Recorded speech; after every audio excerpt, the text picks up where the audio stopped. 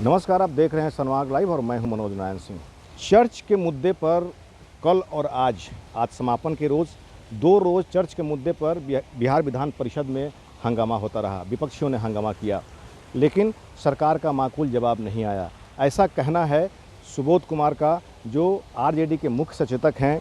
आइए उनसे सुनते हैं कि चर्च के बारे में, चर्च की जो ज़मीन है उसमें किस तरह से फर्जीवाड़ा हुआ है, उसको लेकर के उन्होंने सदन में सवाल उठाया था और क्या उनको जवाब मिला। आइए सुनते हैं। मामला हम लोग उठाए हैं तो ऐसे ही नहीं उठा दिए। पहले 2005 के राजस्थान की कंपनी है, मोदी जी भी राजस्थान से आते हैं, उनका नहीं है तो जांच करावे किसकी कंपनी है। चर्च के ज़मीन को कोई बेच नहीं सकता है, मिशनरी के ज़मीन को कोई बेच नहीं सकता है।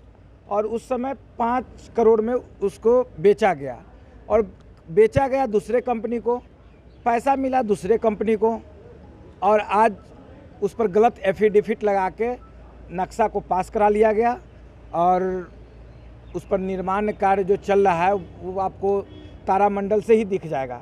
इतने पॉश इलाके में इतना बड़ा मॉल हमको तो कोई नहीं लगता है।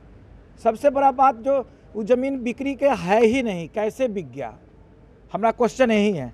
आपका नहीं है तो आप जांच करवाइए, आप सरकार में हैं, जांच से क्यों भागते हैं? उनके मुख्य सचेतक, उनके उप मुख्य सचेतक खड़ा होकर रजनीश जी बोल रहे हैं कि आपका नहीं है तो आपको दर्द क्यों, आपका नहीं है तो दर्द क्यों हो रहा है? देखिए, सीएमओ को जो भी है उसमें जो सूचना के अधिकार में भी मांगा गया, उसमें सीधे लिख दिया गया जो पेपर संधारित नहीं है। तो इसमें बड़ा खेल है, बड़ा खेल है। देखिए, आरजेडी आंदोलन के लिए ही जानी जाती है। अगर गलत चीज़ होगा कुछ तो आंदोलन करेंगे ही करेंगे। चर्च के मुद्दे पर एकदम, चर्च के मुद्दे पे भी आप आंदोलन करेंगे, दबने नहीं देंगे हम लोग। हम लोग सड़क पर भी उतरेंगे और उसका घेराव भी करेंगे, समय आएगा तो। हम लोग देखिए, चर्च की ज़मीन को बिकना ही नहीं है, कैसे बेच दी सरकार? जब जीरो टॉलरेंस कर रही है तो जीरो टॉलरेंस कहाँ है?